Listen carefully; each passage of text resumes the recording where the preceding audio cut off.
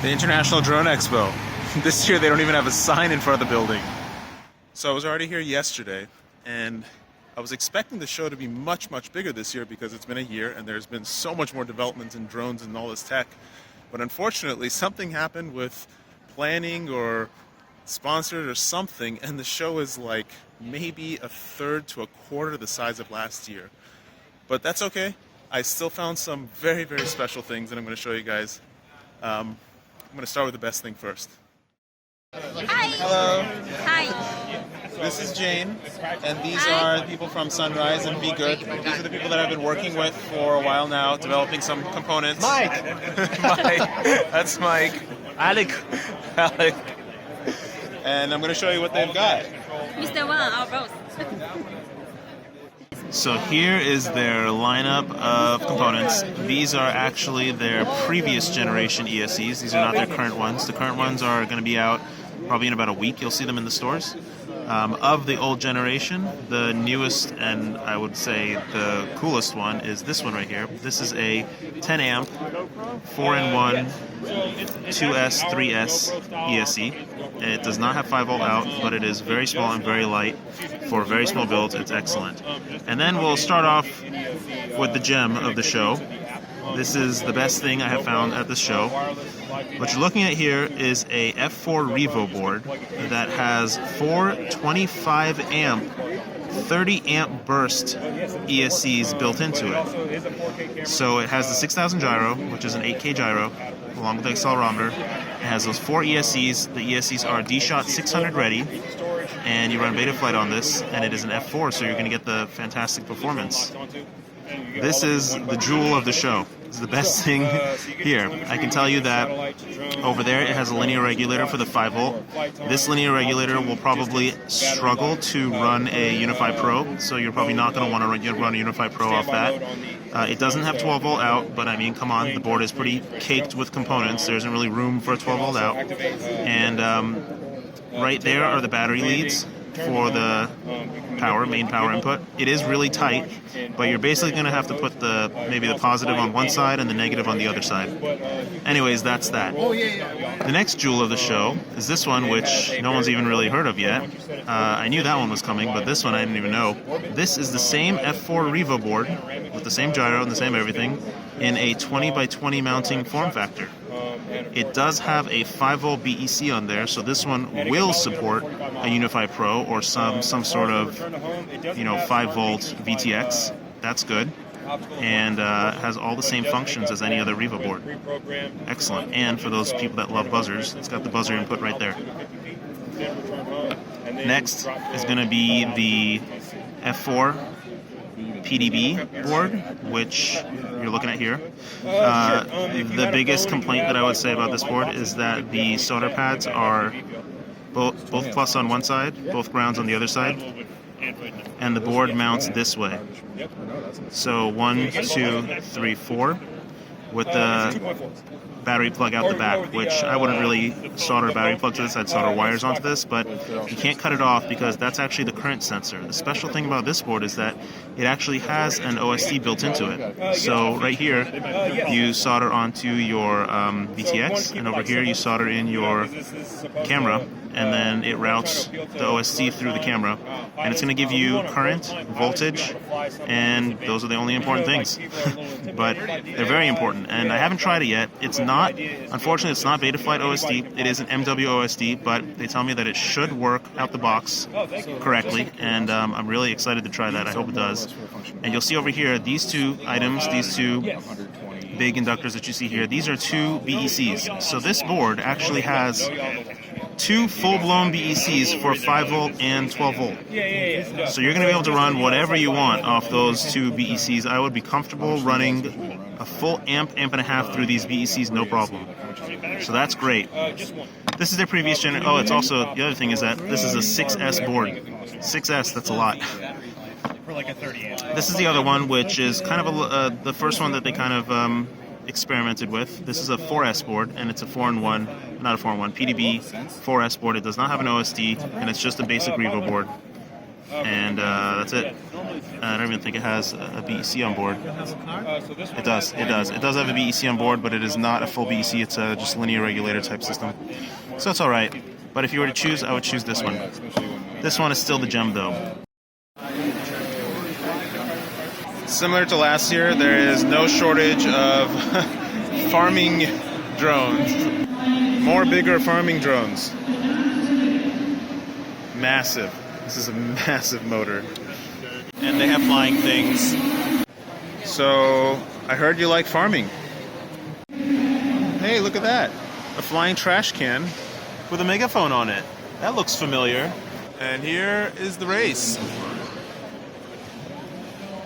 You know, as you'd expect, there's a Lamborghini at a drone expo. So this company is a little interesting. This is actually a Korean company that creates this frame. This is a molded carbon fiber frame. It feels like it's actually one layer thick. And it's really interesting that they're able to make this. This is not two pieces of carbon fiber. It's actually one piece molded. I mean, I'm not crazy about the design very much, but it's really nice that they are able to do this. And they say that it's actually not even that difficult to do. So interesting. I might be talking to these people in the future sometime, making some very interesting things with their technology. We'll see. And believe it or not, the other gem comes from Hubson, of all places. No, this is not the gem. Cool, but not really interesting. Actually, this is Cheerson that makes this. They just rebranded it. This is the gem, not the controller at all. It's the gimbals. These gimbals, believe it or not, are the best feeling gimbals I've ever felt on any RC system. I don't know how Hubson pulled it off. I mean, the rest of the controller is like super cheapy and garbage, and it's made to fly that thing, but I mean, these gimbals are awesome. I'm going to try to talk to him and see if, what is this? Oh wow, it's got a screen too. I'll try to talk to him and see if I can get these gimbals to work with my Tyrannus or something, but man, these are awesome gimbals.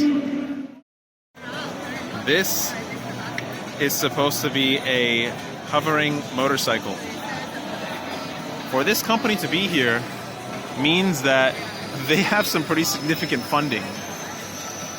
Honestly, I don't know who would fund this, but okay. So, believe it or not, I'm going to say that this is gem number 3 at the show. And we'll do an interview with Conrad right now and tell you why. Alright, I'm here with Chris, Conrad, Thrust UAV, and the Riot. This is the Riot. I'm going to attempt to do a technical breakdown of this thing. First and foremost, this is a ready-to-fly quad, and it is in the same space as the Vortex and the Vendetta. And I would say that this is on a whole class above the Vortex and the Vendetta, and we'll discuss why. So I just did a review on this, which you're going to see in a minute, but first I'm going to tell you what the actual hobbyists might be interested in, why the hobbyists might be interested in this. People have begun running larger blades and doing long-distance flights. This is what you're going to want to have for that, because you can build something yourself, but if you pick up one of these, it's not that difficult to just put longer arms on it. I mean, anybody can really make longer arms for this thing. It's 6S capable, so you could run big motors with big props. You could probably run 8-inch props on arms long enough for this, no problem. And the flight controller has a UART that's intended for GPS. So you have an integrated OSD with all integration you can think of. If you add a GPS puck to this, you're going to get your GPS location. And that's pretty much all you need for a long-range flight. If you can put in any kind of long-range receiver in there, and you could probably wire in any long-range VTX in there also. It's got a 5-volt out that you can pretty much put anything on. And that's pretty awesome, because you can all of a sudden, you can even put a gimbal on top of this.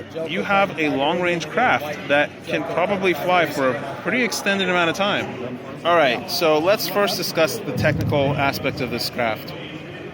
The frame is carbon fiber with a sandwiched of the PC board on top. So the construction of it is that there's a PC board on top which has everything built into it. Take the top off. This is actually the flight controller, and then you solder on the ESCs and the motors.